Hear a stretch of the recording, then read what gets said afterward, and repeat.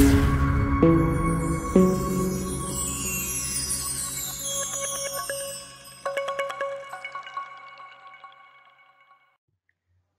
Friends, education tube में आप सभी का स्वागत है। मैं हूं प्रजापति कुमार और हमने पार्ट 1 में डिस्कस किया था ब्रिटिश ईस्ट इंडिया कंपनी का आगमन, यूरोपीय कंपनियों का आगमन के बारे में हमने पढ़ा था। और इस वीडियो में हम पढ़ेंगे कंपनी के शासन के अंतर्गत प्रशासनिक व्यवस्था। तो यह पार्ट 2 वीडियो है आधुनिक भारत का, तो इसमें यह भी वीडियो 1 घंटा का होगा। तो यहाँ पर हम बात करेंगे कंपनी शासन के अंतर्गत प्रशासनिक व्यवस्था के बारे में। तो चलिए स्टार्ट करते हैं। तो पहला व्यवस्था है भू राजस्व व्यवस्था के बारे में हम बात करेंगे ब्रिटिश ईस्ट इंडिया कंपनी के द्वारा। तो स्टार्ट करते हैं। 1757 के प्लासी के युद्ध के बाद अंग्रेजों द्वारा भू राजस्व वसूल करना प्रारंभ किया गया। सर्वप्रथम 1772 ईस्वी में वारेन हेस्टिंग ने बंगाल में द्वैत शासन समाप्त कर भू राजस्व वसूल करना शुरू किया। 1772 ईस्वी में वारेन हेस्टिंग ने पंचवर्षीय बंदोबस्त लागू किया, जिसमें प्रत्येक क्षेत्र का राजस्व 5 वर्ष के लिए निर्धारित किया गया और 1777 ईस्वी में यह व्यवस्था समाप्त हो गई। 1777 ईस्वी में यह व्यवस्था समाप्त हुई तो उसकी जगह इसने 1 वर्षीय बंदोबस्त लागू किया। इस व्यवस्था में प्रति वर्ष भू राजस्व निर्धारित होता था, जो 1789-90 ईस्वी तक चलती रही। तो हम जानेंगे यहाँ पर ब्रिटिश शासन के अंतर्गत भूमि बंदोबस्त। तो कौन कौन से भूमि बंदोबस्त थे? तो यहाँ पे पहला देखते हैं अस्थाई बंदोबस्त था, जो कि 1793 ईस्वी में प्रारंभ हुआ और क्षेत्र था बंगाल एवं बिहार और इसका प्रतिशत जो था 19% था। और क्षेत्र स्थायी बंदोबस्त का था बंगाल, बिहार, उड़ीसा, उत्तरी कर्नाटक और वाराणसी। तो अस्थायी बंदोबस्त के लिए याद रखिएगा 1793 ईस्वी में आरंभ हुआ और क्षेत्र हमने बताया और प्रतिशत इसका 19 था। रैयतवाड़ी बंदोबस्त जो था यह 1792 ईस्वी में शुरू हुआ। यह शुरू हुआ था मद्रास, बंबई और पूर्वी बंगाल, आसाम, कुर्ग क्षेत्र में और इसका प्रतिशत जो था बंदोबस्त का 51% था। और उसके बाद आता है महलवाड़ी बंदोबस्त। तो महलवाड़ी बंदोबस्त 1822 ईस्वी में शुरू हुआ और यह शुरू हुआ था संयुक्त प्रांत, मध्य प्रांत एवं पंजाब में और इसका जो टैक्स प्रतिशत था 30% था। तो हमने जाना यहाँ पर ब्रिटिश शासन के अंतर्गत भूमि बंदोबस्त, अस्थायी बंदोबस्त, रैयतवाड़ी बंदोबस्त और महलवाड़ी बंदोबस्त। तो अब हम जानते हैं एक एक करके डिटेल से। अस्थायी बंदोबस्त व्यवस्था जो था इसका जनक कॉर्नवालिस था। लॉर्ड कॉर्नवालिस ने 1790 ईस्वी में 10 वर्षीय बंदोबस्त लागू किया। निदेशक मंडल की अनुमति मिलने के बाद 1793 ईस्वी में अस्थायी बंदोबस्त व्यवस्था में परिवर्तित हो गई। इसी को जमींदारी व्यवस्था या इस्तेमारी व्यवस्था भी कहा जाता है। इस व्यवस्था में जमींदार को भूमि का स्वामी माना गया, अतः जमींदार भी कर देने के लिए उत्तरदायी होगा। 1790 ईस्वी में जिस क्षेत्र की इकाई से सरकार को कर प्राप्त होता था उस कर का 10/11 भाग जमींदार को देना होता था। जमींदारों को किसानों के साथ संबंध स्थापित करने के लिए स्वतंत्र कर दिया गया। यह व्यवस्था बंगाल, बिहार, उड़ीसा तथा बाद में वाराणसी क्षेत्र में व उत्तरी कर्नाटक में लागू किया। यह पूरे ब्रिटिश भारत के 19% भाग पर लागू था। तो यह पूरे ब्रिटिश का जो इतना भी एरिया था उसके 19% भाग पर लागू किया गया था। इस व्यवस्था में जमींदारों ने किसानों को अत्यधिक शोषण किया। अस्थायी बंदोबस्त वाले क्षेत्रों को लगभग 4 करोड़ रुपये वार्षिक कर प्राप्त होता था, जबकि जमींदार किसानों से 60 करोड़ वसूल करता था। इसी को दूरवासी व्यवस्था भी कहा जाता था, जो उपजिमीदार के द्वारा अतिरिक्त शोषण किया गया। अब हम पढ़ेंगे रैयतवाड़ी बंदोबस्त व्यवस्था के बारे में। ऊपर में हमने जाना अस्थायी बंदोबस्त जो कॉर्नवालिस ने शुरू किया था 1793 में। अब हम पढ़ेंगे रैयतवाड़ी बंदोबस्त व्यवस्था। इस व्यवस्था में सरकार ने सीधे किसानों के साथ राजस्व संबंध निर्धारित किया। इस व्यवस्था के जनक कर्नल रीड एवं थॉमस मुनरो थे। रैयतवाड़ी बंदोबस्त व्यवस्था के जनक। इस व्यवस्था का मुख्य उद्देश्य सरकारी आय में वृद्धि करना तथा कृषक हितों में वृद्धि करना था। सर्वप्रथम 1792 ईस्वी में कर्नल रीड एवं थॉमस मुनरो ने इस व्यवस्था को दक्षिण भारत में बारामहल जिले में लागू की। 1820 ईस्वी में यह व्यवस्था पूरे मद्रास प्रांत में लागू कर दी गई और थॉमस मुनरो को इस व्यवस्था का गवर्नर नियुक्त किया गया। सन 1825 ईस्वी में यह व्यवस्था बंबई प्रांत में लागू हो गई। यह व्यवस्था मद्रास, बंबई, पूर्वी बंगाल, असम एवं कुर्ग क्षेत्र में लागू हुई। यह पूरे ब्रिटिश भारत के 51% भूभाग पर लागू की गई। तो यहाँ पर प्रतिशत कितना था रैयतवाड़ी का? ब्रिटिश भारत के 51% पर लागू की गई। तो हमने जाना यहाँ पर रैयतवाड़ी बंदोबस्त व्यवस्था के बारे में। और इस व्यवस्था में सरकार ने उपज के मूल्य को 1/2 भाग पर निर्धारित किया। सरकार व्यवहारिक रूप से आधे से अधिक कर वसूल करते थे। इस व्यवस्था में किसानों को भूमि का स्वामी माना गया और उसे भूमि को बेचने, गिरवी रखने का अधिकार दिया गया। इस व्यवस्था में हर 30 वर्ष बाद भूमि सर्वेक्षण की व्यवस्था या पूर्वामूल्यांकन की व्यवस्था की गई। तो ये था अस्थाई बंदोबस्त और रैयतवाड़ी व्यवस्था। तो हमने अभी बात किया रैयतवाड़ी व्यवस्था के बारे में और अस्थाई बंदोबस्त व्यवस्था के बारे में। अब हम बात करेंगे महलवाड़ी बंदोबस्त व्यवस्था के बारे में। तो महलवाड़ी बंदोबस्त व्यवस्था, इस समय महल से तात्पर्य गांव अथवा जागीर से था। इस व्यवस्था में सरकार गांव एवं जागीर के साथ राजस्व संबंध स्थापित किया। इस व्यवस्था के जनक हॉल्ट मैकेंजी थे। सन 1822 ईस्वी में यह व्यवस्था कानूनी रूप से शुरू हुई। इस व्यवस्था में सरकार ने प्रत्येक गांव के उपज के मूल्य का 50% कर निर्धारित किया। इस व्यवस्था में भी किसानों को भूमि का स्वामी माना गया। उसे भूमि को बेचने अथवा गिरवी रखने का अधिकार प्राप्त था। इस व्यवस्था में सर्वप्रथम मानचित्रों तथा रजिस्टरों का प्रयोग किया गया। यह व्यवस्था संयुक्त प्रांत, मध्य प्रांत, पंजाब में लागू हुई। यह ब्रिटिश भारत के 30% भूभाग पर लागू हुई। इस व्यवस्था में गांव के मुखिया को राजस्व वसूल करने का अधिकार दिया गया, जिससे गांव का मुखिया किसानों का शोषण किया और किसान बिगाड़ से भी करवाने लगे। तो ये था महलवाड़ी व्यवस्था।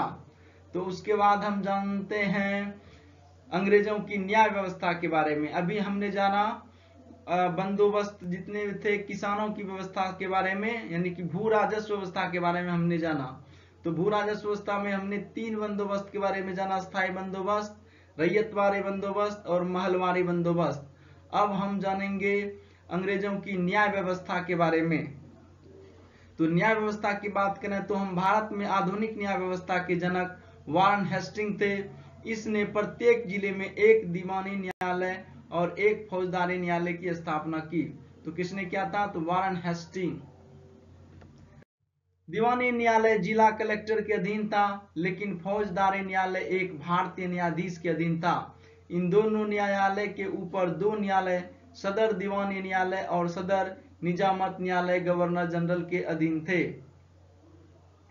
सदर दीवानी न्यायालय की अपील लंदन के प्रिवी काउंसिल में होती थी, जबकि फौजदारी न्यायालय की अंतिम न्यायालय सदर निजामत होती थी। वारन हेस्टिंग के बाद लॉर्ड कॉर्नवालिस ने न्याय व्यवस्था में व्यापक सुधार किया। इसने 1793 ईस्वी में कॉर्नवालिस कोड संहिता का निर्माण किया, जिसे शक्ति पृथक्करण का सिद्धांत लागू किया। कॉर्नवालिस ने जिला के कलेक्टर से दीवानी न्यायालय के न्याय अधिकार अलग कर दिया। कॉर्नवालिस ने जिला फौजदारी न्यायालय से एक यूरोपीय न्यायाधीश नियुक्त किया। दीवानी न्यायालय के ऊपर कॉर्नवालिस ने 4 प्रांतीय दीवानी न्यायालय की स्थापना की, जो है इस तरह से कलकत्ता, ढाका, मुर्शिदाबाद, पटना। कॉर्नवालिस ने जिला फौजदारी न्यायालय के ऊपर सर्किट कोर्ट दौरा न्यायालय की स्थापना की, जो अस्थायी न्यायालय था। अब हम जानेंगे लॉर्ड हेस्टिंग के बारे में। इसके समय में निचले स्तर के न्यायिक पदों का भारतीयकरण शुरू हुआ। इस संदर्भ में यह कहा गया कि यदि क्षेत्रीय स्तर पर न्याय व्यवस्था उपलब्ध कराना है तो क्षेत्रीय स्तर पर भारतीयों को न्यायिक पदों में नियुक्त किया जाए। उसके बाद लॉर्ड विलियम बेंटिक ने न्यायिक व्यवस्था में कुछ परिवर्तन लाए थे, तो उसके बारे में चलिए जानते हैं। इसके समय में न्यायिक व्यवस्था में अत्यधिक सुधार किए गए और न्याय व्यवस्था का केंद्रीकरण किया गया। इसी के समय सन 1833 के अधिनियम द्वारा यह व्यवस्था की गई कि बंगाल के गवर्नर जनरल को भारत का गवर्नर जनरल बनाया गया और यह भी व्यवस्था की गई कि गवर्नर जनरल एवं उसकी कार्यकारिणी पूरे ब्रिटिश भारत के लिए कानून बनाएंगे। इसने कॉर्नवालिस के सर्किट कोर्ट को समाप्त कर दिया। इसके दो कार्य थे, आगरा में एक अपीलीय न्यायालय की स्थापना, इलाहाबाद में सदर दीवान एवं सदर निजामत की स्थापना। लॉर्ड विलियम बेंटिक ने भारतीय कानून को संचित करने और इसमें सुधार लाने के लिए सन 1833 ईस्वी में लॉर्ड मैकाले की अध्यक्षता में प्रथम विधि आयोग की स्थापना की। लॉर्ड डलहौजी के समय में सन 1853 का अधिनियम आया। इसने पुनः विधि आयोग गठित करने की सलाह दी। सन 1854 में मैकाले के नेतृत्व में द्वितीय विधि आयोग का गठन किया गया। इसी आयोग की संस्तुति पर 1858 ईस्वी से 61 ईस्वी तक भारतीय दंड संहिता, भारतीय सिविल संहिता, भारतीय सिविल कार्य संहिता की रचना हुई। इसके बाद 1862 ईस्वी में उच्च न्यायालय अधिनियम पारित किया गया, जिसके आधार पर प्रमुख प्रांतों में एक उच्च न्यायालय की स्थापना की गई। सन 1935 के अधिनियम द्वारा दिल्ली में एक संघीय न्यायालय की स्थापना की गई। तो न्यायिक सुधारों के संबंध में इतने सारे आयोग और विधि का गठन हुआ, तो उसमें हम पहले बात करते हैं मेन पॉइंट का। प्रथम विधि आयोग जो है 1833 ईस्वी में मैकाले की अध्यक्षता में गठित हुआ। द्वितीय विधि आयोग 1854 ईस्वी में मैकाले की अध्यक्षता में गठित हुआ। भारतीय दंड संहिता 1858 से 61 ईस्वी में और भारतीय सिविल संहिता के बीच भारतीय सिविल कार्य संहिता के बीच में लिखा गया। उच्च न्यायालय विधि जो था यह 1862 ईस्वी में उच्च न्यायालय की स्थापना हुआ। संघीय न्यायालय की स्थापना 1935 ईस्वी के अधिनियम द्वारा 1937 ईस्वी में हुआ। तो अब हम जानेंगे, हमने यहाँ पर जाना न्यायिक व्यवस्था के बारे में, न्यायिक सुधार संबंधों के बारे में। प्रथम विधि आयोग लॉर्ड मैकाले, द्वितीय विधि आयोग लॉर्ड मैकाले, उसके बाद भारतीय दंड संहिता 1858-61 ईस्वी, फिर भारतीय सिविल संहिता। ये सारे के सारे हमने जो बात की अभी, ये न्यायिक संबंधों से रिलेटेड था। या अब हम बात करेंगे शिक्षा व्यवस्था के बारे में। तो ब्रिटिश शिक्षा व्यवस्था में क्या क्या सुधार हुए उसके बारे में हम बात करेंगे। अब कंपनी के प्रारंभिक ब्रिटिश शासक जो भारतीय संस्कृति से प्रभावित थे, वे लोग प्राच्यवादी कहलाए। तो ब्रिटिश लोग जो थे वो हमारी संस्कृति से प्रभावित भी थे, तो वे लोग प्राच्यवादी कहलाए। इनका मानना था कि यूरोपीय ज्ञान विज्ञान को भारतीयों को उन्हीं की भाषा में शिक्षित किया जाए। 1780-81 ईस्वी में वारन हेस्टिंग्स ने कलकत्ता मदरसा की स्थापना की, जिसमें फारसी और अरबी का अध्ययन होता था। सन 1784 ईस्वी में सर विलियम जोन्स ने कलकत्ता में रॉयल सोसाइटी एशियाटिक की स्थापना की, जिसका उद्देश्य प्राचीन भारतीय इतिहास और संस्कृति को उजागर करना था। सन 1782 ईस्वी में जोनाथन डंकन ने वाराणसी में एक संस्कृत कॉलेज की स्थापना की। सन 1813 के अधिनियम द्वारा कंपनी को निर्देश दिया गया कि भारत में प्रति वर्ष कम से कम 1 लाख रुपये शिक्षा के क्षेत्र में खर्च करें। तो उसके बाद हम देखते हैं यहाँ पर, ये हमने अभी देखा शिक्षा व्यवस्था पर किस तरह से अंग्रेज विचार करते थे और उसमें किस तरह से सुधार करने की कोशिश की। उसके बाद हम देखेंगे आंग्ल प्राच्यवाद विवाद हुआ था शिक्षा में, तो उसके बारे में हम यहाँ पे जानेंगे। अंततः लॉर्ड विलियम बेंटिक ने आंग्लवादी नेता मैकाले के विचारों से सहमत हुआ और 1835 ईस्वी में पहली बार सरकारी शिक्षा नीति की घोषणा की, जिसमें कहा गया कि शिक्षा का माध्यम अंग्रेजी होगा। तो किसने कहा था यह? लॉर्ड विलियम बेंटिक के शासनकाल में और लॉर्ड मैकाले की अध्यक्षता वाली कमेटी। तो यहाँ पर हम जानेंगे प्रमुख शिक्षा आयोग और उसके गठन एवं उसके मुख्य प्रावधान क्या क्या थे। तो हम यहाँ पर शिक्षा आयोग के बारे में अभी बात करेंगे। तो पहला आयोग है चार्ल्स वुड डिस्पैच, यानी 1854 ईस्वी में आया था, लॉर्ड डलहौजी गवर्नर जनरल के काल में। तो इसका क्या प्रावधान था तो वो हम आपको सुना रहे हैं, आप ध्यान से सुनिएगा।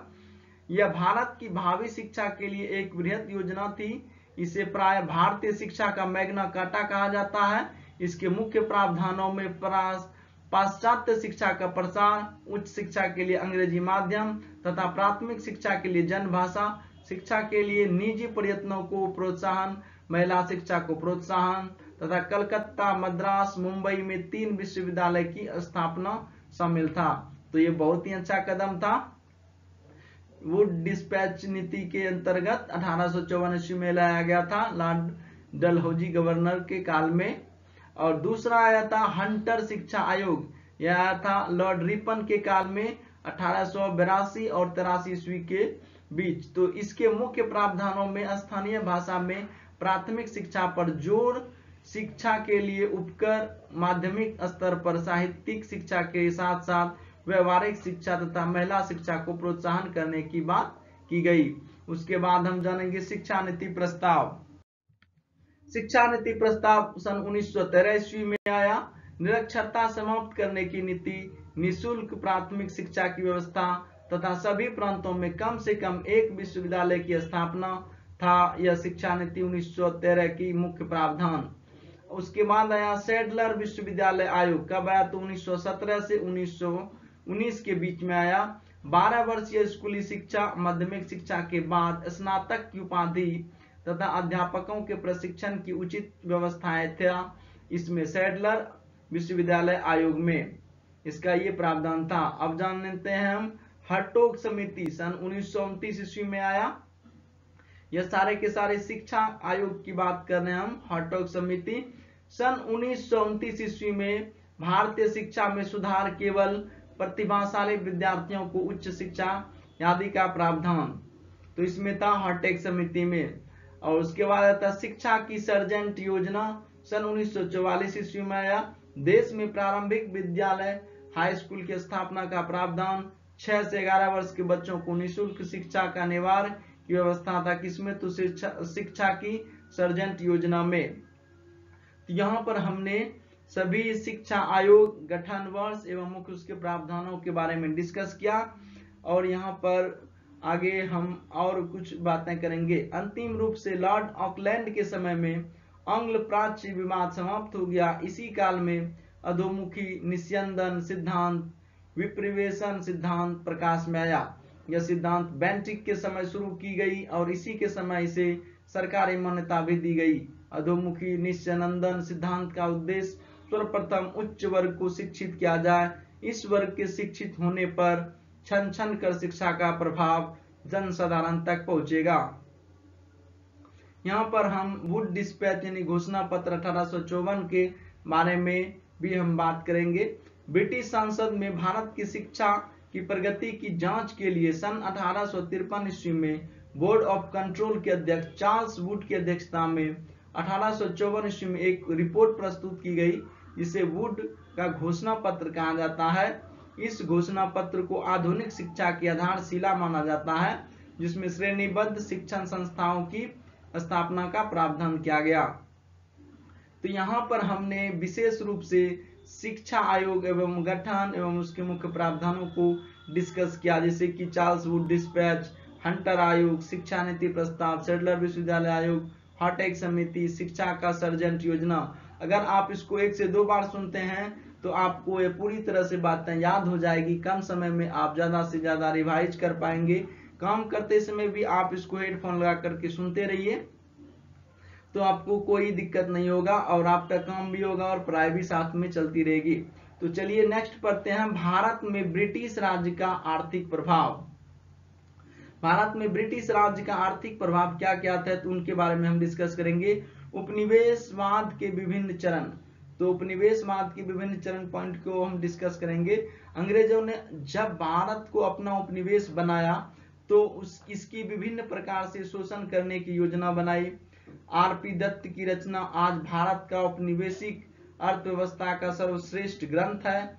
इसमें अंग्रेजों की विशेष शोषण प्रवृत्ति के 3 चरणों में विभक्त किया गया है, तो वो हम 3 चरण यहाँ पर डिस्कस करेंगे। पहला है वाणिज्यिक पूंजीवाद का चरण, और दूसरा है औद्योगिक पूंजीवाद का चरण, और तीसरा है वित्तीय पूंजीवाद का चरण। तो हम यहाँ पे बात करेंगे वाणिज्यिक पूंजीवाद का चरण 1757 ईस्वी से 1813 ईस्वी के बीच की ये बात है। तो इसमें हम देखिए, इसमें कुछ पॉइंट है।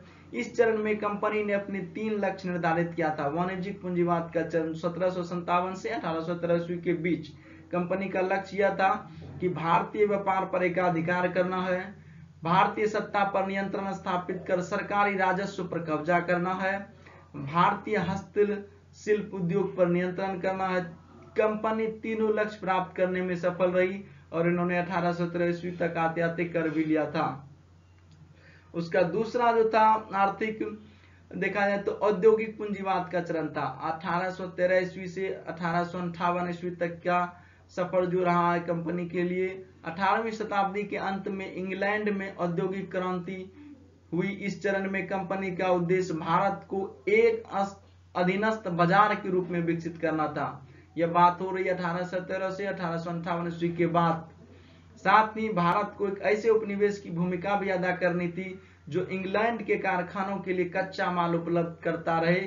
इस तरह इंग्लैंड के कारखानों में निर्मित सस्ती वस्तुएं भारत के बाजार में बिखेर दी गई, जिसकी प्रतियोगिता में भारतीय वस्तुएं ठहर नहीं सका। इस तरह से भारतीय हस्तशिल्प उद्योग का विनाश हो गया। तो औद्योगिक पूंजीवाद का दूसरा यह चरण जो है भारतीयों के लिए बहुत विनाशकारी रहा। सन 1813 के अधिनियम द्वारा कंपनी का व्यापारिक एकाधिकार भारत से समाप्त कर दिया गया और इंग्लैंड के सौदागरों के लिए बाजार खोल दिए गए। तो कंपनी के अधिकार को यहाँ पर समाप्त कर जाता है और इंग्लैंड के जितने सारे व्यापारी इंडिविजुअली सबको यहाँ पर सबके लिए बाजार खोल दिए गए। उसके बाद आता है कंपनी का वित्तीय पूंजीवाद का चरण 1858 से 1947 ईस्वी तक। वित्तीय पूंजीवाद का चरण में इंग्लैंड में इस समय तक अत्यधिक पूंजी जमा हो चुकी थी। इंग्लैंड में और अधिक औद्योगिकरण का तात्पर्य था मजदूरों की सौदेबाजी क्षमता में वृद्धि, जिससे उद्योगपतियों के मुनाफे पर प्रभाव पड़ता। वह समय था जब मार्क्स तथा एंजेल्स का द कम्युनिस्ट मैनिफेस्टो अंग्रेजी भाषा में प्रकाशित हो गया। अंग्रेजों ने भारत में पूंजी निवेश करने का निश्चय किया। भारत पर पकड़ मजबूत बनाने के लिए उन्होंने सार्वजनिक ऋण का माध्यम बनाया। अंग्रेजों की सबसे ज्यादा पूंजी रेलवे विकास में लगी, जिसका उद्देश्य भारत की प्रगति न होकर साम्राज्य की सुरक्षा और आर्थिक लाभ कमाना था।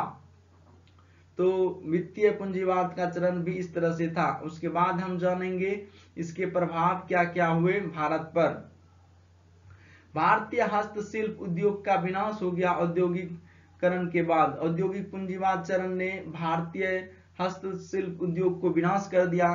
सन 1600 ईस्वी से 1757 तक कंपनी की भारतीय वस्तुएं बाहर ले जाते थे और बदले में सोना चांदी लाते थे।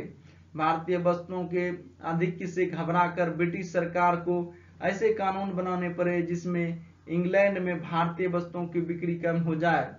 रॉबिन्सन क्रूसो नामक उपन्यास के लेखक डेफो ने यह शिकायत की थी कि भारतीय कपड़े हमारे घरों में सोने के कमरों में प्रवेश कर गया है।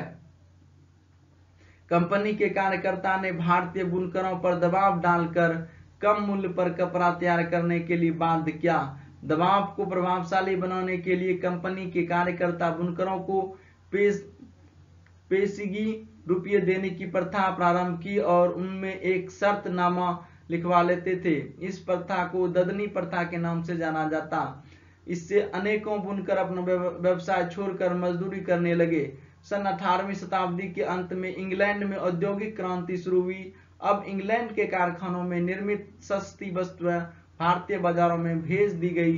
भारत की हाथ की बनी हुई वस्तुएं ठहर न सकी। परिणाम स्वरूप भारतीय हस्तशिल्प उद्योग का विनाश हुआ। बहुत से लोग मजदूरी करने लगे।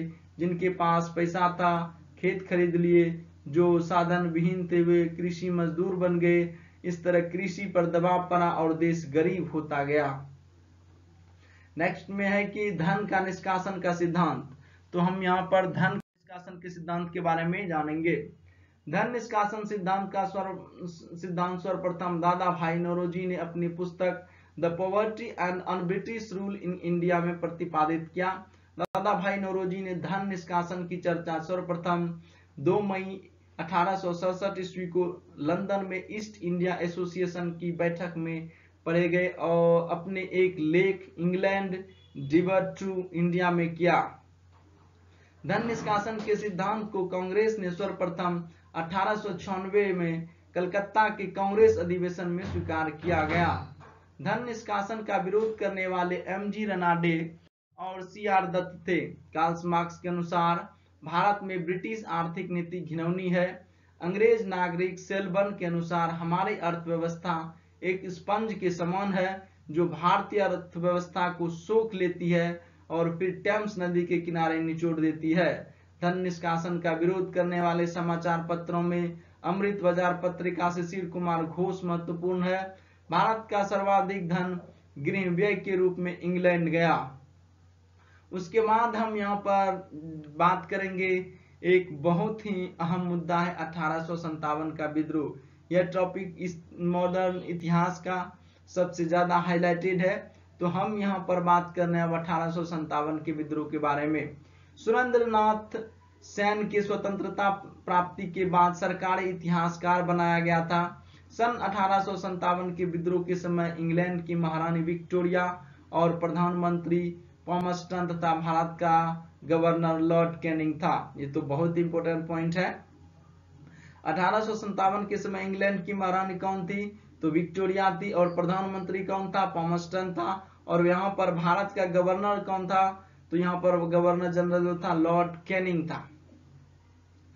उसके बाद 1857 के विद्रोह की योजना भारत के बिठूर कानपुर में तैयार की गई, जिसमें नाना साहब अजीमुल्ला खां थे। इसके बाद अजीमुल्ला खां लंदन गए और वहां रह रहे भारतीयों से भी समर्थन प्राप्त किया। सन 1857 के विद्रोह का प्रतीक जो था कमल का फूल और रोटी था। विद्रोही हरे रंग के झंडे का प्रयोग किए। सन 1857 के विद्रोह का स्वरूप क्या था? तो स्वरूप के बारे में हम जानेंगे। अनेक ब्रिटिश इतिहासकार इस विद्रोह को सैनिक विद्रोह, मुस्लिम षड्यंत्र तथा धर्मांधों का ईसाइयों के विरुद्ध विद्रोह मानते हैं। तो अधिकांश भारतीय इतिहासकार इसे भारत की स्वतंत्रता के लिए लड़ा गया प्रथम स्वतंत्रता संग्राम या राष्ट्रीय आंदोलन मानते हैं। यह पूर्णतः राष्ट्रीय आंदोलन नहीं था, क्योंकि राष्ट्रीय भावना से सभी लोग प्रेरित भी नहीं थे। फिर भी यह राष्ट्रीय आंदोलन का प्रथम चरण था, क्योंकि सभी का उद्देश्य भारत से ब्रिटिश शासन को उखाड़ फेंकना था। और 1857 का जो विद्रोह था, इसका कारण क्या था? तो इसके राजनीतिक कारण, आर्थिक कारण भी थे। तो राजनीतिक कारण यह था कि मुगल सम्राटों के अधिकारों का ह्रास हुआ। इसके कारण विद्रोह हुआ। डलहौजी ने 1856 ईस्वी में अवध के शासक वाजिद अली शाह पर कुप्रशासन का आरोप लगाकर अवध को अंग्रेजी साम्राज्य में विलय कर लिया गया और अवध के नवाब वाजिद अली शाह को कलकत्ता निर्वासित कर दिया। ये भी इसका कारण था। लॉर्ड डलहौजी ने भारतीय नरेश के पुत्रों को गोद लेने का निषेध किया और राज्य को हड़प लिया, जैसे सतारा, संबलपुर, जैतपुर, बघाट, झांसी, उदयपुर। नाना साहब का पेंशन बंद करना, इन सभी का राजनीतिक कारणों का परिणाम था 1857 का विद्रोह। आर्थिक कारण की बात देखें तो यहाँ अंग्रेजों की भू राजस्व नीति के कारण लोगों का अत्यधिक शोषण हुआ और इनकी आर्थिक नीतियों के कारण अकाल और महामारी पैदा हुई, जिससे सर्वाधिक संख्या में लोगों की मृत्यु हो गई। और अब जानेंगे हम 1857 के विद्रोह का सामाजिक कारण। तो सामाजिक कारण क्या थे? अंग्रेज भारतीयों को बहुत अपमान करते थे। ये भारतीयों को नस्ली गाली देते थे। एक अंग्रेज अधिकारी एडवर्ड के अनुसार हमारा भारत में अधिकार करने का उद्देश्य लोगों को ईसाई बनाना था।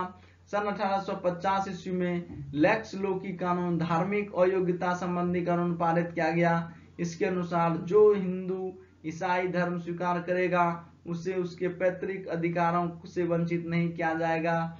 तो इस तरह के कारण जो थे सामाजिक मुद्दे उठे और इसका परिणाम हुआ 1857।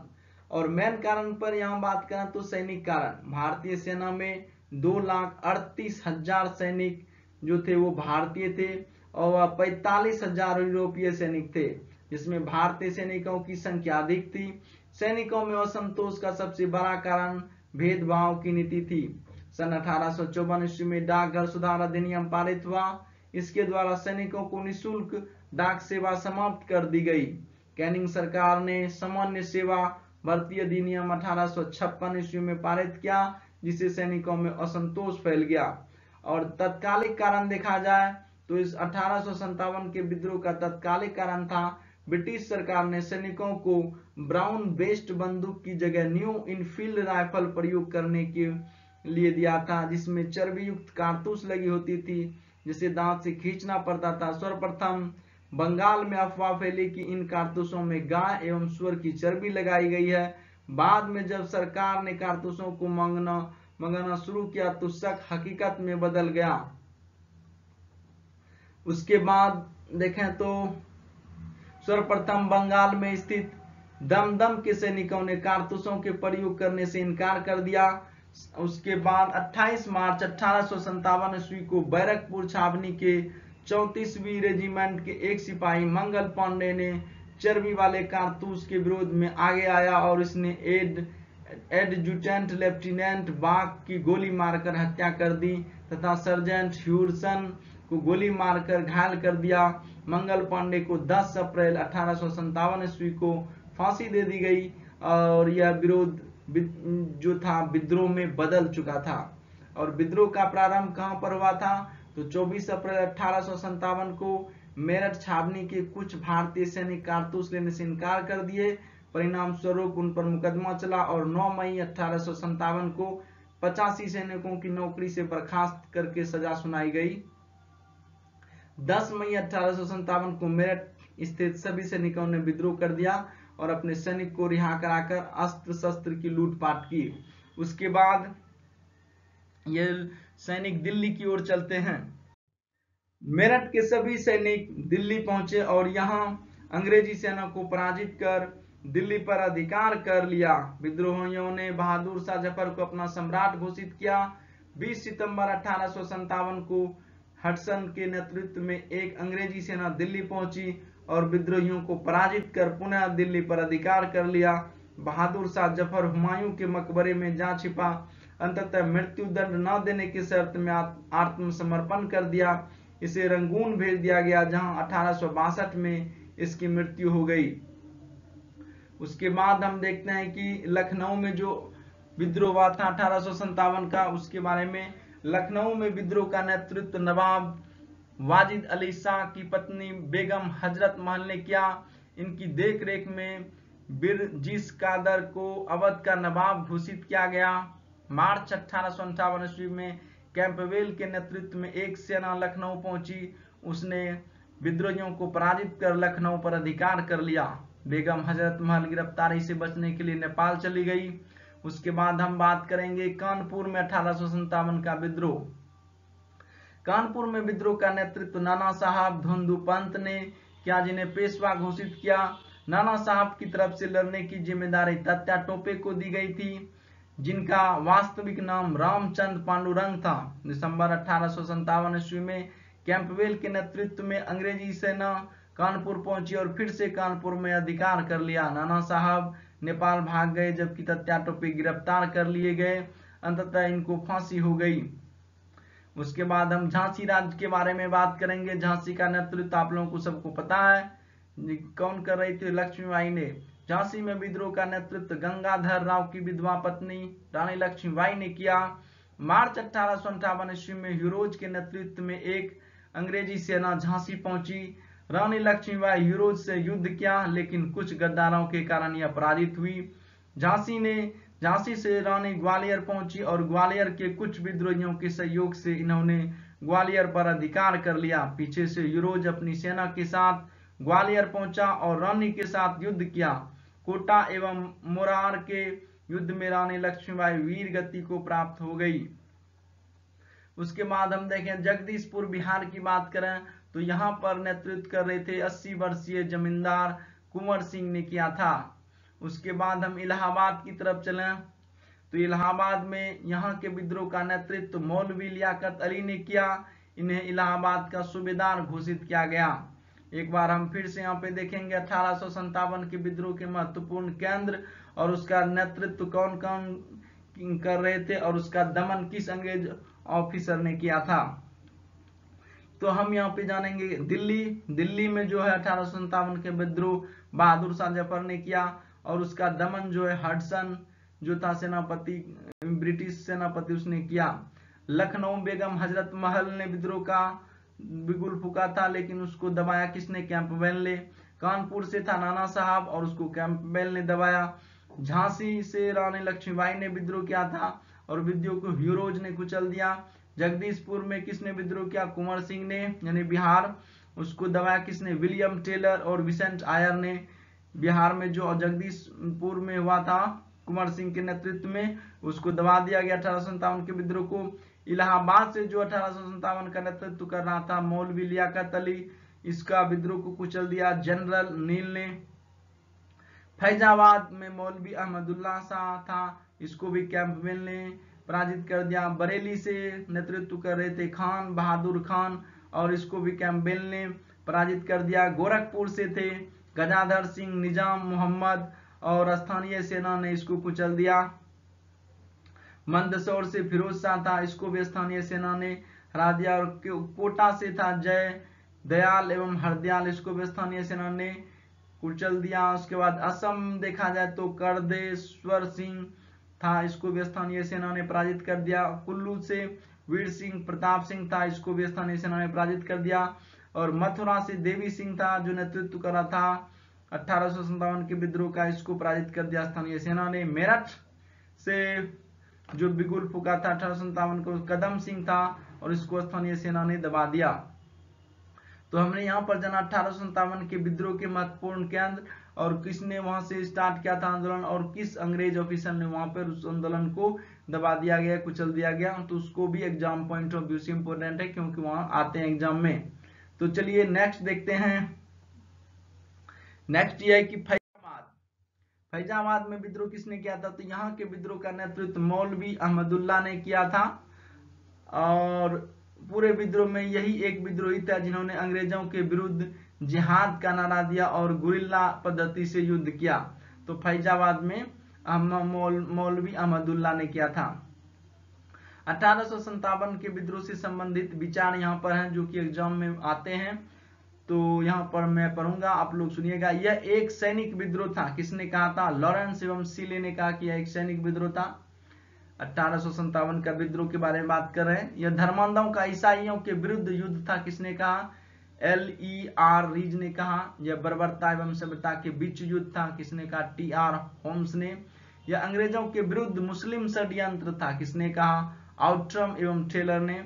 यह भारत की स्वतंत्रता के लिए लड़ा गया प्रथम स्वतंत्रता संग्राम था, किसने कहा? वीडी सावरकर एवं अशोक मेहता ने। यह आंदोलन राष्ट्रीय विद्रोह था, किसने कहा? डिजरेली ने। इन देसी नरेश एवं सरदारों ने इस तूफान के आगे तंग रोधक का कार्य किया, अन्यथा हम एक ही झोंके में उड़ गए होते, किसने कहा? लॉर्ड कैनिंग ने। यहाँ पर सोई हुई महिला सभी विद्रोहियों में एकमात्र मर्द है, ह्यूरोज ने कहा था रानी लक्ष्मीबाई के बारे में। विद्रोह की असफलता के क्या क्या कारण हो सकते हैं? तो यहाँ पर उसके कुछ पॉइंट्स है जो कि विद्रोह 1857 का असफल हो गया। पहला कारण है कि विद्रोह का सीमित स्वरूप था, सभी तरह से यह फैला नहीं था। इसका मुद्दा देसी नरेश एवं सरदारों की गद्दारी थी, कुशल नेतृत्व का अभाव था, निश्चित उद्योगों का अभाव था, विद्रोहियों के पास सीमित साधन थे, गोला बारूद सब नहीं थे, इसके पास जन समर्थन का भी अभाव था क्योंकि यह जो आंदोलन था मुख्य रूप से जमींदार इसके लिए लड़ रहे थे, जन समर्थन का अभाव था, अंग्रेजी सेना का कुशल नेतृत्व था, इसलिए भारतीय सेना इसके सामने टिक नहीं पाई। उसके बाद देखा जाए तो 1857 के विद्रोह से संबंधित महत्वपूर्ण तथ्य है, फैक्ट है जो कि एग्जाम में बहुत इंपॉर्टेंट रोल अदा करता है, तो हम यहाँ पर देखते हैं। विद्रोह से पहले अजीमुल्ला खान लंदन एवं तुर्की गए थे।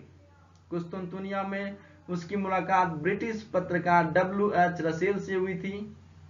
बेगम हजरत महल के साथ सिकंदर बाग में वीरांगना उदा देवी ने युद्ध किया था। तत्या टोपे को 1859 ईस्वी में फांसी दी गई, जो इस विद्रोह का अंतिम घटना थी। 1857 के विद्रोह के झंडा गीत की रचना अजीमुल्ला खां ने की, जो इस प्रकार है। हम हैं इसके मालिक, हिंदुस्तान हमारा, पाक वतन है कौम का जन्नत से भी प्यारा।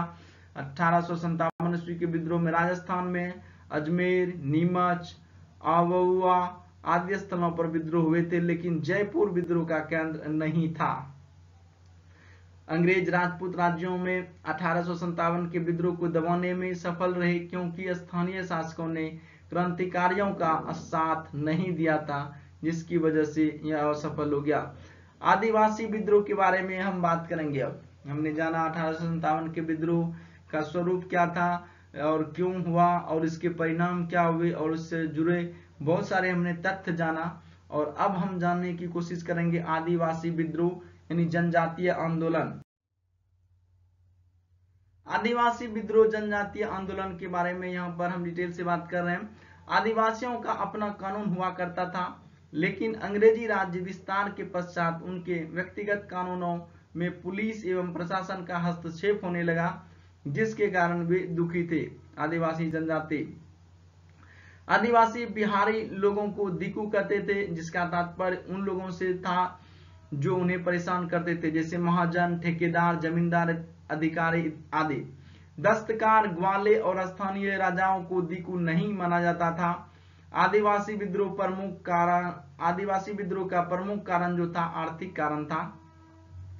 ये देखते हैं यहाँ पे प्रमुख आदिवासी विद्रोह और उसके विद्रोह का नेतृत्व किसने किया और उसका क्षेत्र क्या था, कारण क्या था, उन सब के बारे में हम यहाँ पर एक चार्ट डिस्कस करेंगे। तो हम जानेंगे महाराष्ट्र का भील विद्रोह, संथाल विद्रोह, मुंडा विद्रोह, कोल विद्रोह, खैवर विद्रोह के बारे में और उसका रीजन और ईस्वी सब यहाँ पे डिटेल कर रहे हैं। तो हम शुरू कर रहे हैं। महाराष्ट्र का भील विद्रोह कब प्रारंभ हुआ? 1820 ईस्वी से 1857 ईस्वी तक चला था भील विद्रोह, और नेतृत्व कर रहा था दशरथ हिरिया सेवरम, और इसका कारण जो था आर्थिक कारण था, क्षेत्र था महाराष्ट्र। परिणाम हुआ अंग्रेजों द्वारा दमन कर दिया गया। दूसरा था संथाल विद्रोह, जो कि 1855-56 ईस्वी में हुआ, और इसका नेतृत्व कर रहा था सिद्धू एवं कानू दोनों भाइयों ने, और इसका भी कारण था आर्थिक शोषण। क्षेत्र का था दमन, एक कोही यानी बिहार में भागलपुर से लेकर राजमहल तक था इस विद्रोह का क्षेत्र। संथाल विद्रोह यह भी अंग्रेजों द्वारा दमन कर दिया गया। तीसरा विद्रोह था यानी मुंडा विद्रोह। मुंडा विद्रोह का शासनकाल था 1874 से लेके 1900 ईस्वी तक, और इसका नेतृत्व कर रहा था बिरसा मुंडा। इसका आर्थिक एवं धार्मिक दोनों कारण था, और इसका क्षेत्र था दक्षिणी बिहार का छोटा नागपुर का पठार। बिरसा मुंडा अंग्रेजों द्वारा दमन कर दिया गया। कोल विद्रोह के बारे में बात करें तो 1831 और 32 ईस्वी में कोल विद्रोह हुआ था, और इसका नेतृत्व कर रहा था बुद्धू भगत, और इसका कारण था आर्थिक शोषण, और इसका भी क्षेत्र था छोटा नागपुर का पठार। उसके बाद देखें तो खौर विद्रोह था, खैर विद्रोह, जो कि 1846 से 55 ईस्वी तक चला था। इसका विद्रोह कर रहा था चक्र बिशोई ने, और इसका कारण था मौर्य प्रथा को रोकने का प्रयास, और यह क्षेत्र था उड़ीसा। अंग्रेजों द्वारा दमन कर दिया गया। इसके अलावा अन्य प्रमुख विद्रोह भी था आदिवासी से जुड़े हुए, और जो बहुत इंपोर्टेंट एग्जाम में आने की इसकी संभावना होती है। सन्यासी विद्रोह के बारे में बात करें तो सन्यासी विद्रोह जो है 1763 ईस्वी से 1800 ईस्वी तक चला। इसका नेतृत्व करा था शंकराचार्य के अनुयायी गिरी संप्रदाय ने, और इसका कारण था कि ब्रिटिश शोषण बंगाल में हो रहा था, इसके कारण, और विशेष था आनंद मठ का कथानक इसी विद्रोह पर आधारित है। पागलपंथी विद्रोह 1813 ईस्वी से 31 ईस्वी तक चला। इसका विद्रोह किया था टीपू ने, और इसका कारण था ब्रिटिश शोषण बंगाल में, और टीपू शेरपुर का राजा बन गया। ये टीपू सुल्तान, ये दूसरा टीपू है। फैराजी आंदोलन 1820 से 31 ईस्वी तक चला, और इसका नेतृत्व करा था हाजी सरिया उल्ला एवं टीटू। इसका भी ब्रिटिश शोषण बंगाल में हुआ। और उसके बाद देखा तो वहाबी आंदोलन था, बहुत इंपोर्टेंट है, जो कि 1820 ईस्वी में स्टार्ट हुआ और 1880 तक चला। सैयद अहमद इसका मुख्य नेतृत्व करता था। इसका कारण था धार्मिक कारण। अनेक क्षेत्रों में यह आंदोलन मुसलमानों के लिए था। और उसके बाद देखा है तो कूका आंदोलन था 1840 से 1872 ईस्वी में। सेन साहब एवं बाबा साहब राम सिंह कूका कूका आंदोलन को नेतृत्व कर रहे थे। इसका धार्मिक एवं राजनीतिक कारण पंजाब में था। राम सिंह कूका को रंगून भेज दिया गया। नामधारी आंदोलन था 1863 से 72 ईस्वी तक, और इसका नेतृत्व करा था बाबा राम सिंह कूका, धार्मिक पंजाब में। उसके बाद देखा जाए तो हमने पढ़ लिया आदिवासी विद्रोह, और उसके बाद अन्य प्रमुख विद्रोह जो इम्पोर्टेंट है। इसके अलावा हम पढ़ रहे हैं कृषक आंदोलन। कृषि आंदोलन जो है कृषि से रिलेटेड आंदोलन, वो भी बहुत इंपॉर्टेंट है। तो हम यहाँ पर बात कर रहे हैं कृषक आंदोलन का। ब्रिटिश सरकार ने भारतीय किसानों पर सर्वाधिक कहर ढाया। उसके बाद जमींदारों ने भी किसानों पर अत्यधिक अत्याचार किया, उनसे बेगार लिया जाने लगा और मनमाने ढंग से अवैध वसूली का दुष्चक्र चल पड़ा। उपरोक्त कारणों में से किसान आंदोलनों का विस्फोट समय समय पर अलग अलग स्थानों पर दीर्घकालिक असंतोष एवं तात्कालिक कारणों से होता रहा। तो 19वीं शताब्दी के प्रमुख कृषक आंदोलन के बारे में हम यहाँ पर बात करेंगे, जैसे नील विद्रोह, पावना विद्रोह, दक्कन विद्रोह। तो हम स्टार्ट करते हैं नील विद्रोह के बारे में। इसकी शुरुआत सन 1859-60 ईस्वी के आसपास हुआ, और इसका नेतृत्व कर रहे थे दिगंबर विश्वास, विष्णु विश्वास। क्षेत्र था बंगाल, और परिणाम था किसानों को यह आंदोलन सफल रहा, क्योंकि यह नील विद्रोह था, नील खेती के खिलाफ था। पावना विद्रोह 1873 ईस्वी में हुआ। इसका नेतृत्व कर रहा था ईशान चंद्र राय, केशव चंद्र राय। इसका क्षेत्र बंगाल था। आंशिक सफलता मिली इस विद्रोह में। और उसके बाद था दक्कन उपद्रव 1875 ईस्वी में शुरू हुआ, और इसका नेतृत्व एरिया था पूना जिले के किसानों द्वारा नेतृत्व। क्षेत्र था महाराष्ट्र, और उसको भी आंशिक सफलता मिली। यहाँ पे हम थोड़ा पॉइंट वाइज डिस्कस करेंगे नील आंदोलन के बारे में। इसकी शुरुआत सन 1859-60 ईस्वी में हुई। बंगाल के अंग्रेज जो थे नील उत्पादक नीलहे किसानों को जबरन नील खेती करने के लिए बाध्य किया, और उसकी बहुत कम कीमत किसानों को देते थे। इसके लिए किसानों में अत्यधिक असंतोष था। बंगाल के नादिया जिले के गोविंदपुर गांव के एक नील उत्पादक के दो भूतपूर्व कर्मचारियों दिगंबर विश्वास एवं विष्णु विश्वास के नेतृत्व में किसान ने नील आंदोलन प्रारंभ किया। हिंदू पेट्रियाट के संपादक हरीश चंद्र मुखर्जी ने इस आंदोलन के लिए काफी कार्य किया। दीनबंधु के नाटक नील दर्पण में किसानों के शोषण का वर्णन किया गया है। सरकार ने सन 1860 ईस्वी में टोनकार की अध्यक्षता में नील आयोग का गठन किया। इस आयोग में एक भारतीय सदस्य ब्रिटिश इंडिया एसो के चंद्र मोहन चटर्जी थे। और उसके बाद हम जानेंगे 20वीं शताब्दी के प्रमुख किसान आंदोलन, यानी 20वीं शताब्दी में जो किसान आंदोलन हुए। तो संयुक्त प्रांत का किसान आंदोलन, अवध किसान सभा आंदोलन, एका आंदोलन के बारे में हम बात यहाँ पे करेंगे। तो संयुक्त प्रांत का किसान आंदोलन जो है सन 1918 ईस्वी में प्रारंभ हुआ। गौरी शंकर मिश्र, इंद्र नारायण द्विवेदी, मदन मोहन मालवीय, बाबा चंद्र के द्वारा किया गया, और इसका क्षेत्र था अवध एवं आगरा। इसको भी आंशिक सफलता मिली। अवध किसान सभा का आंदोलन किसने किया? तो सन 1920 ईस्वी में शुरू हुआ, और इसका बाबा रामचंद्र ने नेतृत्व किया। इसका क्षेत्र अवध रहा, इसका दमन कर दिया गया। उसके बाद एक आंदोलन आता है। इसका शुरुआत 1921-22 में हुआ। मदारी पासी एवं सहदेव इसके नेतृत्व करता थे, और क्षेत्र था हरदोई, बाराबंकी, बहराइच, सीतापुर। इसका भी दमन कर दिया गया। उसके बाद हम थोड़ा सा एक आंदोलन के बारे में बात करते हैं। सन 1921-22 में हरदोई, बाराबंकी, बहराइच एवं सीतापुर के किसानों ने मदारी पासी एवं सहदेव के नेतृत्व में एका आंदोलन चलाया। इस आंदोलन का कारण अत्यधिक लगान वृद्धि एवं गैर कानूनी रूप से किसानों से खेत छीनना था। पुलिस ने जमींदारों के हितों की रक्षा के लिए इस आंदोलन का दमन कर दिया गया। तो हमने यहाँ पे जाना कृषक आंदोलन से जुड़े हुए आंदोलन। उसके बाद कुछ आंदोलन है, जैसे कि बारदोली सत्याग्रह आंदोलन। गुजरात के बारदोली तालुका में सरकार ने 27% राजस्व में वृद्धि कर दी थी, जिसके कारण बारदोली सत्याग्रह आंदोलन हुआ। इस आंदोलन का नेतृत्व सरदार वल्लभ भाई पटेल ने किया। इस आंदोलन में महिलाओं की सक्रिय भूमिका रही। मनीबेन पाटिल, शारदा बेन शाह, मीठू बेन पेटिट और शारदा मेहता जैसी महिलाओं ने अत्यंत भूमिका अदा की। बारदोली की महिला एवं गांधी जी ने वल्लभ भाई पटेल को सरदार की उपाधि दी। इस तरह के क्वेश्चन पूछे जाते हैं कि सरदार पटेल को किसने सरदार की उपाधि दी, तो बारदोली की महिला एवं गांधी जी ने दिया था। उसके बाद हम बात करेंगे अखिल भारतीय किसान संगठन की स्थापना 1936 ईस्वी के बारे में। तो यहाँ पे है कि अखिल भारतीय किसान संगठन की स्थापना 1936 ईस्वी में लखनऊ में हुई। इसका नाम अखिल भारतीय किसान सभा रखा गया। इसका पहला सम्मेलन अप्रैल 1936 में लखनऊ में हुआ। अखिल भारतीय किसान सभा के अध्यक्ष जो थे वो थे स्वामी सहजानंद सरस्वती, महासचिव प्रोफेसर NG रंगा थे। अखिल भारतीय किसान सभा ने भारत से ब्रिटिश शासन का उन्मूलन एवं भारत की स्वाधीनता अपना लक्ष्य घोषित किया।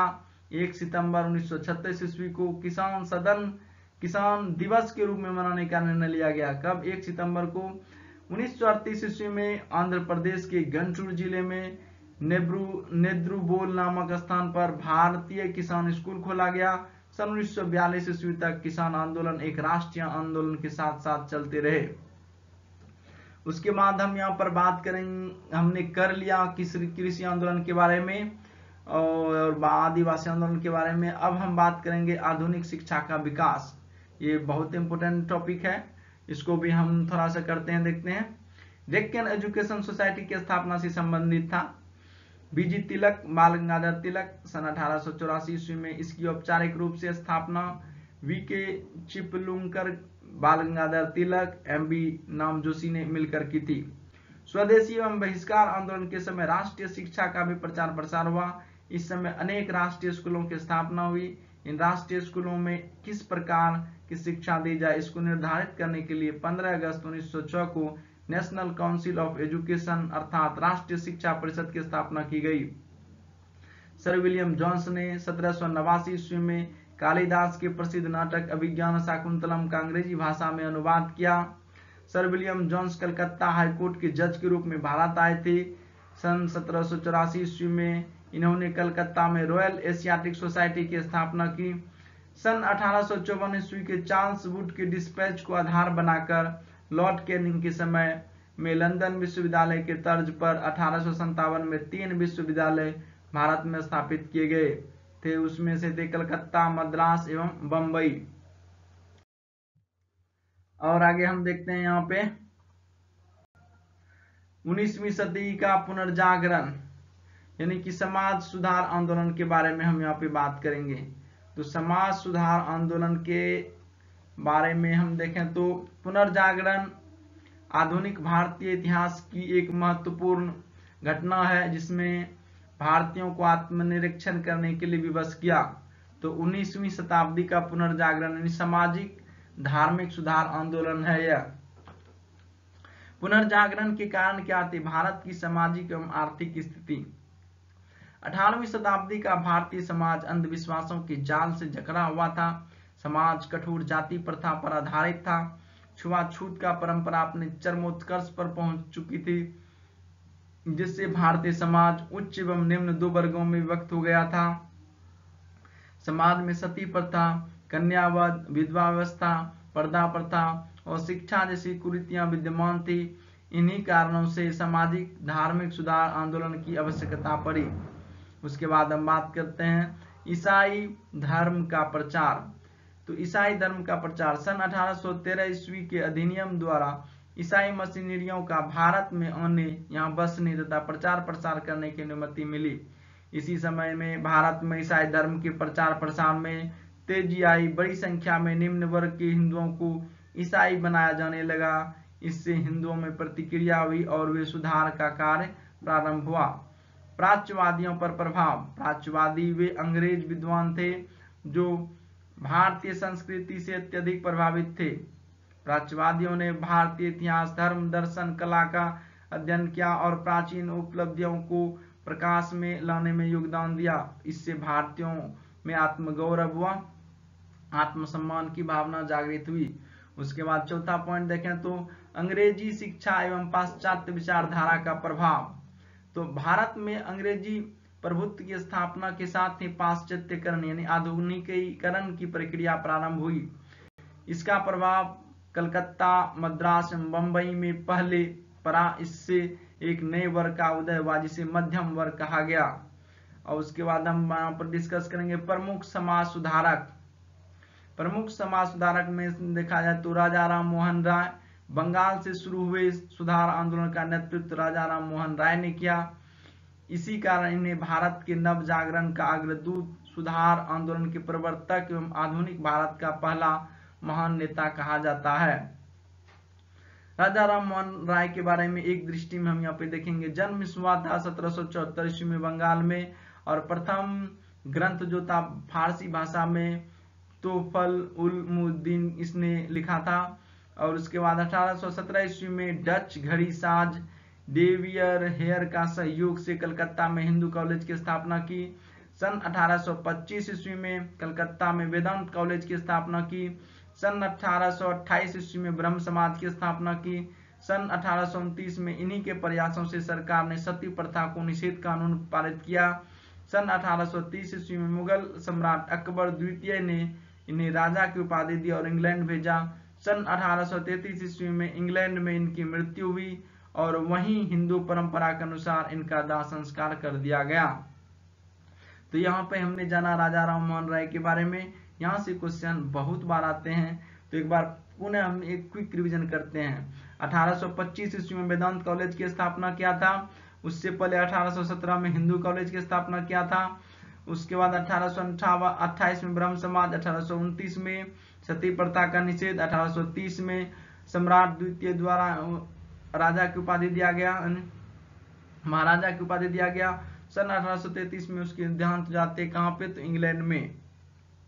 उसके बाद हम देखें तो इनका पहला ग्रंथ फारसी में था तोहफत उल मुहिद्दीन, एकेश्वरवादियों का उपहार प्रकाशित हुआ। इसमें मूर्ति पूजा का विरोध किया गया और एकेश्वरवाद का सबसे धर्मों का मूल बताया गया। सन 1828 ईस्वी में इन्होंने ब्रह्म समाज की स्थापना की, जिसका उद्देश्य राजा राम मोहन राय की मान्यताओं के अनुसार हिंदू धर्म में सुधार करना था। इन्हें समाज सुधार एवं शिक्षा के विकास पर अत्यधिक बल दिया। अब हम जानेंगे ब्रह्म समाज के बारे में थोड़ा सा। तो ब्रह्म समाज जो 1828 ईस्वी में ब्रह्म समाज की स्थापना राजा राम मोहन राय ने किया था। सन 1833 ईस्वी में राजा राम मोहन राय की मृत्यु के बाद इसका नेतृत्व द्वारिकानाथ टैगोर के हाथों में आया। केशव चंद्र सेन की उदारता के कारण ब्रह्म समाज में फूट पड़ गई। सन 1865 ईस्वी में देवेंद्र टैगोर ने इन्हें आचार्य के पद से हटा दिया। केशव चंद्र सेन ने भारतीय समाज की स्थापना की। केशव चंद्र सेन के प्रयासों से सरकार सन 1872 ईस्वी में विवाह एक्ट पारित किया। सन 1878 ईस्वी में भारतीय ब्रह्म समाज में फूट पड़ गई। केशव चंद्र के अनेक अनुयायी मिलकर साधारण ब्रह्म समाज की स्थापना की, जिसके अध्यक्ष बने आनंद मोहन बसु। ब्रह्म समाज के संस्थापक कौन थे, तो राजा राम मोहन राय। आदि ब्रह्म समाज के संस्थापक देवेंद्रनाथ टैगोर। भारतीय ब्रह्म समाज के संस्थापक केशव चंद्र सेन। साधारण ब्रह्म समाज के संस्थापक आनंद मोहन बसु। इस तरह से ब्रह्म समाज जो था वो धीरे धीरे टुकड़ों में बट गया। ब्रह्म समाज 3 टुकड़ों में बटा, आदि ब्रह्म, भारतीय ब्रह्म और साधारण ब्रह्म। आदि ब्रह्म का संस्थापक देवेंद्रनाथ टैगोर, भारतीय ब्रह्म समाज के संस्थापक केशव चंद्र सेन, साधारण ब्रह्म समाज के संस्थापक आनंद मोहन बसु। अब जानते हैं हम थोड़ा सा समाज सुधारक ईश्वर चंद्र विद्यासागर के बारे में। बहुत इंपोर्टेंट है ये। इनकी विद्वता के कारण इन्हें विद्यासागर की उपाधि मिली। समाज सुधार के क्षेत्र में इनका सबसे बड़ा काम विधवा विवाह को कानूनी मान्यता दिलाने में थी।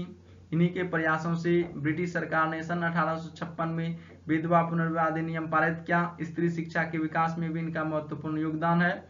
उसने बेथुन स्कूल के निरीक्षक की हैसियत से 35 बालिका विद्यालयों की स्थापना किया। तो ईश्वर चंद्र विद्यासागर का बहुत महत्वपूर्ण योगदान है। उसके बाद हम जानते हैं यंग बंग आंदोलन। यंग बंग आंदोलन के प्रवर्तक कौन थे, तो थे हेनरी विवियन डेरोजियो थे। डेरोजियन आधुनिक पाश्चात्य विचारों से प्रभावित थे। सुरेंद्रनाथ बनर्जी ने हेनरी विवियन डेरोजियो को आधुनिक सभ्यता का अग्रदूत और अपनी जाति के पिता के रूप में स्वीकार किया।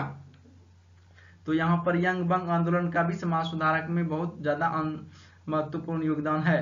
तो उसके बाद हम बात करते हैं प्रार्थना समाज के बारे में।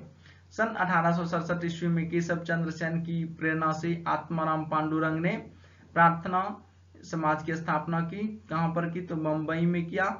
और सन 1869 ईस्वी में महादेव गोविंद रनाडे एवं आरजी भंडारकर इसी लोग इनके सदस्य बने। उसके बाद हम थोड़ा सा परमहंस मंडली के बारे में बात करें तो सन 1849 ईस्वी में आत्माराम पांडुरंग ने मुंबई में परमहंस मंडली की स्थापना की। इसके अन्य प्रमुख सदस्यों में दादोबा पांडुरंग एवं बालकृष्ण जयकर थे। यह एक एकेश्वरवाद एवं विश्व बंधुत्व की अवधारणा पर आधारित थी। यह ईसाई धर्म के अनुष्ठानों की नकल करते थे। इससे इन पर जनता को संदेह न होने लगा। अतः 1860 ईस्वी में परमहंस मंडली समाप्त हो गई। तो इस तरह से परमहंस मंडली का थोड़ा सा यहाँ पे था। लेकिन हमने यहाँ पर जाना प्रार्थना समाज, यंग बंग आंदोलन, ईश्वरचंद विद्यासागर, ब्रह्म समाज, राजा राम मोहन राय के बारे में, समाज सुधारक, बहुत सारा चीज जो कि आज हमने इस वीडियो में डिस्कस किया। तो आज हम इतना सा ही करते हैं। Thanks for watching. I hope यह वीडियो आप लोगों को पसंद आया होगा। अगर आपने हमारे चैनल को सब्सक्राइब नहीं किया तो कर दीजिए, लाइक कर दीजिए, शेयर कर दीजिए और उसके बाद बेल आइकन को भी दबा दीजिए। और नेक्स्ट वीडियो 1 घंटे का मैं फिर से लेकर के आऊंगा। तो पूरी सीरीज यह आपको मैं कंप्लीट करवा के दूंगा। तो थैंक्स फॉर वॉचिंग।